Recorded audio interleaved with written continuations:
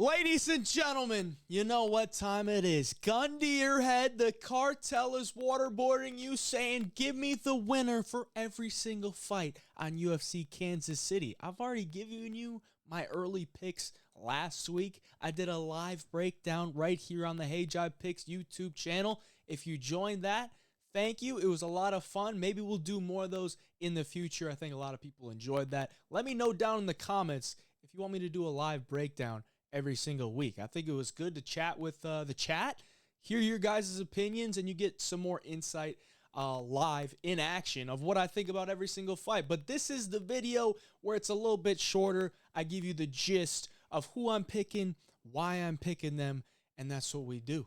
Please like the video for me, subscribe to the channel if you haven't already. We're on a nice little streak with the bets. The picks have been pretty solid. Last card, UFC 314, I think I only got 3 wrong, which is not that bad. Not many favorites came through, and I was pretty confident in a lot of the favorites. But we got 14 fights to go through. Absolutely loaded fight night card right here. So you know what we got to do? We got to scroll all the way to the bottom with the first fight of the night. There's going to be chapters on this video, so if you want my opinion on a certain fight or you just want to skip through, feel free to do so, because these prelims, some of them aren't really too much to say about them. We'll start it off with the first fight of the night. Chelsea Chandler, Jocelyn Edwards. Not a lot to say about this one. I did see some pictures of Chelsea Chandler. She looks a little bit thinner than normal. She usually looks like pretty fat in there. So maybe she's lost some weight. Maybe she's taking her career a little bit serious. Could be on the chopping block. No idea how she's number 14 in the rankings. I guess there's maybe 20 fighters in the women's bantamweight division. I'm still concerned that neither of these fighters are going to make 135, but we'll see if they do on Friday when they weigh in. Overall, I think Jocelyn Edwards is the better fighter. I think she's going to win majority of the minutes at range striking. She uses her kicks very well. Her hands are pretty solid as well. I think she's going to be able to have a big advantage when it comes to that. But Chelsea Chandler does have some forward pressure she could lean on, get into the clinch, make things a little bit dirty. Overall grappling, Chelsea Chandler's grappling, it seems like it should be better than it is. She hasn't really shown much great grappling skills. She doesn't really shoot a lot of takedowns. Jocelyn Edwards' grappling is getting better. She's coming off the submission win in round 3 against an absolute bum. I don't know how much I can take that into account. But overall, I think Jocelyn Edwards should be able to get this win, get her hand raised, probably by decision, getting some ground control with her takedowns, winning the minutes from the outside. I think she gets it done. Jocelyn Edwards is going to be the official pick for the first fight of the night. Let's move it on. Timmy Cuamba taking on Roberto Romero. Roberto Romero was a guy that I looked at in his first UFC fight. I'll be like, okay, this guy's got some potential. And I actually saw it on his film before he made his UFC debut against David Onama, who we will talk about later. But overall, stylistically, I'm going to take the shot on Timmy Cuamba here as the official pick. I think Timmy Cuamba's hands are really fast. I think that's going to give Roberto Romero a lot of troubles. Where Roberto is a pressure fighter who will occasionally look for some takedowns, but more often than not, he kind of just wants to stay in your face and box with you. He's got a lot of weird movement, but I think Timmy, who has shown an ability to fight off the back foot and still be effective, is going to hit him with a lot of jabs, a lot of 1-2s, and he's going to hit him with some hard shots. So I'm going to take Timmy Cuamba here. I think he's just the better striker overall. He does have some issues as far as turning it up or maybe putting a stamp on a lot of these fights. He's on a back-to-back losing streak. So there's not a lot to like in that realm, but I look at their skills, and I think Timmy Cuamba has better skills. He's just got to put it all together, and I think this is an opponent where he could do that on in Roberto Romero, who has a lot of heart, has a lot of grit, but I don't know that his skill set is really there. I think Timmy Cuamba can make him pay for a lot of that forward pressure by hitting him with big shots and make him rethink things, or maybe just get a nice little knockout win. So I'll take Timmy Cuamba for the official pick, and let's move on. Jacqueline Amorim, Polyana Viana. Another one I'm not going to spend too much time on because it looks like Amorim should be able to go in there, take down Polyana Viana, and get her out of there pretty quickly. Polyana not taking her career very seriously. She fights about once a year, and recently she's been getting absolutely blown through. Pause on that, but blown through in all of her fights. I mean, she's just getting taken down and ragdolled. Her striking is somewhat sharp, but she's kind of punching air on a lot of her strikes. and it doesn't really look like she has much of a flow to her game. So I think Jacqueline is probably going to be able to get that takedown, get down onto the ground, get into top position, and go to work, and ultimately probably find a finish in round 1. So I'll take Jacqueline Amorim for the official pick. Nothing crazy there. She's a massive favorite. Let's move on. Malcolm Wellmaker, Cameron Saaiman. This is where it gets a little bit interesting because it's a very closely lined fight.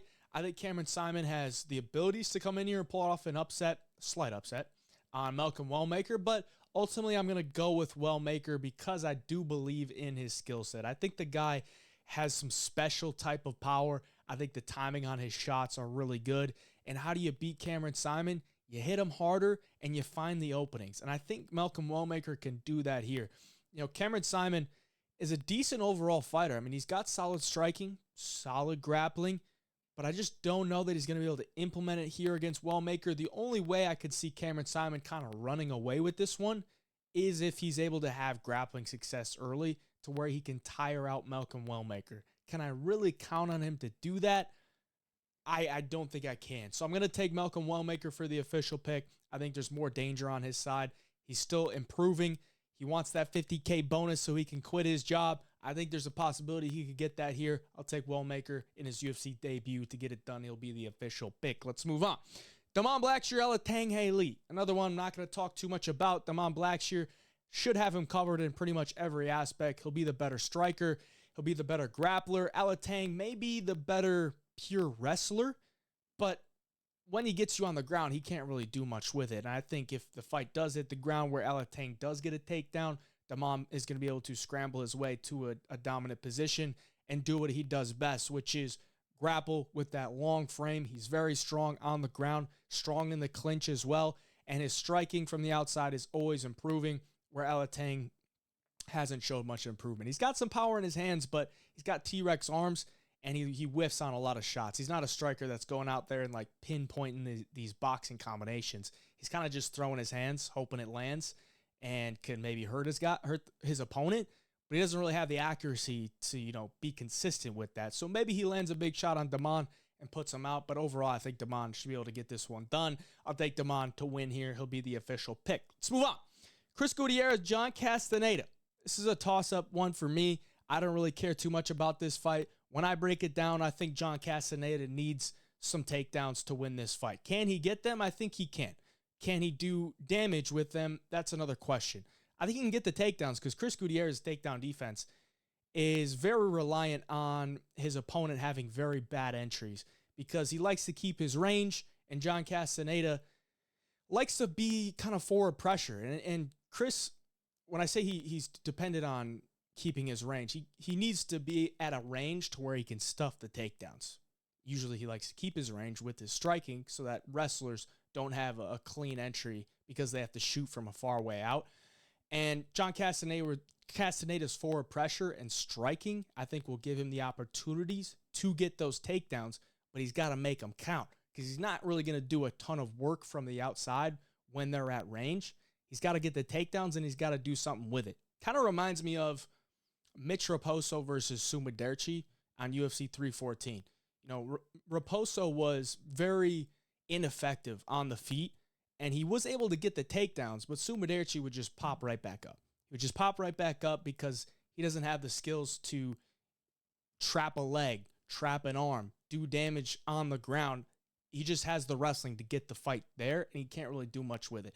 John is a little bit better in the jiu-jitsu realm than a guy like Mitch Raposo, but that's just kind of how I see this fight going. I think Chris Gutierrez probably going to win the fight on the scorecards just from the damage with the leg kicks. Got a nice jab on him, and I think he'll probably do more damage throughout the fight, but Castaneda will land some takedowns, and it'll be a close competitive decision. So I'm going to take Chris for the official pick, but this isn't one that I would really go all in on either side. I'll take Chris for the official pick, though. Let's move on. Evan Elder, Gage Young.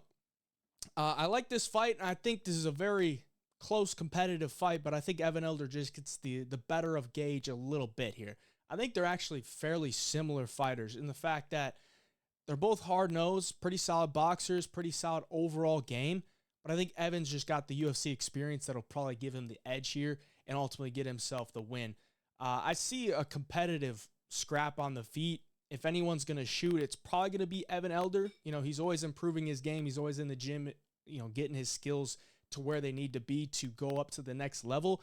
And I think we could maybe see it here with Evan coming off somewhat of a long layoff. And his last fight was against Darius Flowers, which he ran through him.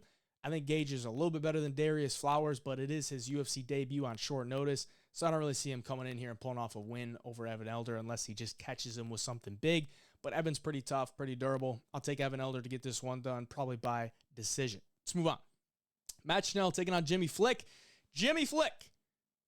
The line's coming down on Jimmy Flick, which is interesting to me. But, I've never been high on either of these guys. I mean, Matt Schnell has been on a steep decline, and we thought he retired. He's coming back for one more in Kansas City.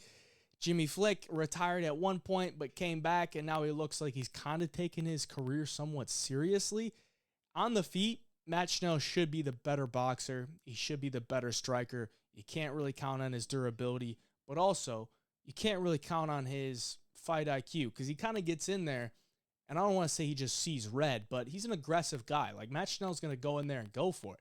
And if he's kind of over anxious with that pressure or that aggression, Jimmy Flick can level change, get him down to the ground, and then Jimmy Flick is a monster on the ground. Like, the guy is super dangerous with his submissions. So I'm not counting out, Jimmy Flick in this one. And I'm going to take him for the official pick. Why not? I think Jimmy Flick has a real opportunity to win this fight because Matt Schnell in his current form he's just not what he once was. And what he once wasn't exactly some world beater. Jimmy Flick's UFC losses are aging pretty well. Charles Johnson, Alessandro Costa, that name might not ring a bell, but I think the guy is really, really good. And then his last fight against Nate Maness. I believe Nate Maness is really good as well. Shouldn't have been cut from the UFC. I think he beats a lot of guys in the flyweight division. So I'll take Jimmy Flick for the official pick here. Get it done as the underdog. Give me the brick Flick to get on top, get that submission victory, and get us, spare us our life for the official pick, the gun to your head type of pick. I'll take Jimmy Flick. Let's move on. Ikram Aliskerov taking on Andre Muniz. This one's going to be Ikram Aliskerov. He'll be my official pick. Not a lot to say about this one. Muniz, TKO by Paul Craig. Not a good look. His last win against Jung Young Park, he was pretty much pulling a Torres Finney, just shooting takedowns, holding him up against the cage, holding him on the ground, not really doing anything with it. And you can't really do that to Ikram. I don't see Muniz taking down Ikram and putting him through the ringer, kind of like he did to Jung Young Park. And even in that fight, Jung Young Park lost a split decision. It was a split decision victory for Muniz when he landed 11 takedowns. Now, Muniz is actually a very good jiu-jitsu guy, but as the levels go up, if he can't catch you in an armbar, what is he going to do? And I don't know that he's going to do anything to Ikram here. I think Ikram probably knocks him out within the first or the second. Muniz has multiple KO losses. He's not a good striker, so I'll take Ikram to get this one done. He'll be my official pick. Let's move on. Randy Brown taking on Nicholas Dalby. Nicholas Dalby, I was almost there with Nicholas Dalby, but I just can't do it. I just can't do it. I think there is a real possibility he wins this fight, but what does a Nicholas Dalby win look like? I think it's probably going to be a really greasy decision to where Nicholas is just wearing on Randy Brown. It goes to the scorecards, and it's probably 29-28 either way. What does a Randy Brown win look like? Could look the same. It could look the same. It could be a 29-28 for Randy Brown, but I do think there's some upside for Randy Brown to knock out Nicholas Dalby early. Nicholas has been dropped many times in the UFC. He's shown really good recoverability, but now Dalby is 40 years old. He's 40 years old. I believe he's coming off an injury. Hasn't fought in, almost a year, 9 months, something like that.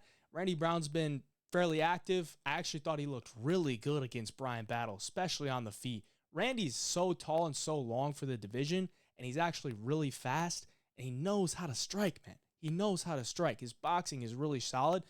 I think the only way he can get in trouble here is if he can't get off the cage. That's where Nicholas Dalby is going to take over this fight. I think Randy wins round 1, probably wins round 2. Dalby maybe comes on in round 3. Ultimately, I'm going to take Randy Brown to get this one done. I do see upside for an early finish, though. That round 1 knockout for Randy Brown might be nice to throw in there, but I'll take Randy Brown to get this one done for the official pick.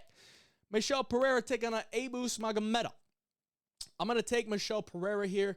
Not a confident pick because I don't believe Michel can deal with a grappler. Okay, I don't know that he can deal with a grappler unless he knocks him out in round 1. And not that Abus is some amazing grappler, but he does have the capabilities. He does have the capabilities that he has shown in multiple fights. So you got to keep that in the back of your mind. Abus is also questionable when it comes to durability. That's ultimately where I'm going to, lean with the side of Michel Pereira. I think he's super live for a round 1 knockout or a club and sub type of opportunity. I do think Michel's movement on the feet can give Abus some problems. Abus is a real good kickboxer, but he's kind of got to be on the front foot. He doesn't like to be pressured, moving backwards, and Michel's kind of a guy that likes to pull you in and then explode, and I don't know that Abus is going to deal with that very well. So I'll take Michel Pereira to get this one done. I could see the finish early, or if it extends, later into the second and the third, I don't think Michel's going to just completely gas out because he's not getting a Fluffy Hernandez type of pace put on him. I think if it goes to a decision, I think Pereira can win a decision. So I'll take Michel Pereira for the official pick. Let's move on to the featured bout of the night. We got Giga Chikadze, David Onama. I'm going to take David Onama here. I think David's got really solid striking. I think he's very underrated for the division. Just like a specimen for the division. Long arms, solid striking, solid cardio, solid wrestling, solid grappling. I think he's got all that in his bag. And what does Giga have in his bag? He's got kickboxing. He's a very good kickboxer, but he's 36. He's had, 2 fights in the last 3 years? He's not very active. He's got a lot of injuries. I just don't see a lot of ceiling for Giga Chikadze at this point in his career. We've kind of seen his ceiling. We haven't really seen David Onama's ceiling yet. So I'm going to take David Onama to get this one done. I think the momentum's on his side. I think he can win this fight on the ground. The best fight IQ he could have in this one is just go for the takedown right away on Giga. Take down Giga, tire him out to where he's not as effective, and then in rounds 2 and 3, you can maybe continue with that wrestling pace or just look for the striking where Giga's just not going to be as effective. Giga's best in round 1 when he's most explosive. His timing is sharp enough to where he can react to stuff. But after that, he kind of falls off a cliff and he's not as effective. Not to the point where he's just completely gassing, but he's just whiffing on shots. He's kind of questioning himself because he doesn't have the energy to go for some things. So I think David's got this one. I'll take David Onama to get it done for the official pick. Let's move on. Co-main event, Anthony Smith, Zhang Mingyang. I'm going to take Zhang Mingyang, but, this is a big step up for Zhang. If Anthony Smith can survive round 1, we haven't seen Zhang at this level in rounds 2 and 3. We don't truly know what his gas tank is like, but in all reality, it probably doesn't go to rounds 2 and 3. I think Zhang Mingyang probably finds a finish either late round 1 or early round 2 where he still has some gas left. Anthony Smith he's just a little bit too slow at this point in his career to deal with a young, explosive, fast Zhang Mingyang. Like Zhang Mingyang in the pocket is not something you want to deal with if you're Anthony Smith. Anthony Smith can deal with the tit for tat kickboxing battle from the outside, but look at any time that he's getting hurt in these fights, he's usually getting hit with something in the pocket. And then he goes down to the ground, turtles up, survives, takes a beating, but survives. Sometimes he doesn't. Sometimes the ref's just like, all right, it's 100 significant strikes in a row. I got to stop the fight. And I think that's probably what happens here. Zhang Mingyang probably hurts him. He takes his beating, and then ultimately the ref stops it. But Zhang Mingyang's going to be the official pick. Let's move on to the main event. Ian Garry Machado. Ian Machado, Garry. I'm calling him Ian Garry. Okay, I'm not calling him Machado. Ian Garry, Carlos Prates. It's a very interesting matchup, but I've put my stand in the ground. I'm going to stand with Carlos Prates here, okay? He is on a 10-fight knockout win streak. Part of the Fighting Nerds. They're 19-0, 20-0, something like that. Maybe 20-0 after this weekend. I think this guy is a super special talent that I don't think has reached his ceiling. I don't think his ceiling is losing to Ian Garry in a fight night. I think his ceiling is possible title aspirations. I think this guy, with his striking, with his power, improving his ground game with the Fighting Nerds, there's a lot of potential with this guy, and I don't think this is his ceiling yet. I think he gets past Ian Garry. I think he gets past Ian Garry. I like Ian Garry's overall style. I mean, I don't like really like it as like a entertainment standpoint, but I respect it. I respect that this guy is versatile. He's a solid striker from the outside, mixes up his weapons. He's got fairly fast hands. He's very smart in there. He's improved his grappling. But overall, this guy tends to fight on very slim margins. And if you're going to fight on slim margins with Carlos Prates, I think Carlos Prates has the talent, the skills, and the abilities to go out there and take it from you.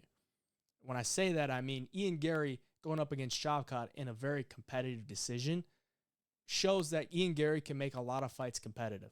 But what did Ian Garry do in that fight? Ultimately just fought off all the clinch from Shavkat, who honestly doesn't have the best wrestling. Shavkat doesn't have good wrestling. I've been saying it for years. I said it in that fight with Ian Garry. Ian Garry proved that to be true. So he fought off the clinch. The striking it wasn't a lot going on. Ian was getting hit with some big shots that didn't really look very good and ultimately kind of lost him the fight. He did have the back in round 5. Yeah, that's cool, but he wasn't really even close to finishing that rear naked choke. He kind of just had the back and then had an arm over the mouth of Shavkat. I think if Ian wants to win this fight, he's got to pressure Carlos Prates. And if you pressure Carlos Prates, you can have some success, but it's only a matter of time before he hurts you with something. And if he wants to grapple with Carlos Prates, be my guest. Ian Garry's not a guy that's going to go out there and weaponize a cardio grappling game plan. He doesn't have that in his bag. If he goes out there and does it, I'll tip my cap. But I think Carlos, being with the Fighting Nerds, being around really good training partners, one of the best coaches in the UFC right now, they're going to have a good game plan to deal with that grappling aspect that Garry might bring into this fight. I think Carlos Prates has a higher ceiling here, and I think he can get it done stylistically as well. Give me Carlos Prates to win this one. He'll be my official pick as the underdog. Appreciate y'all for watching.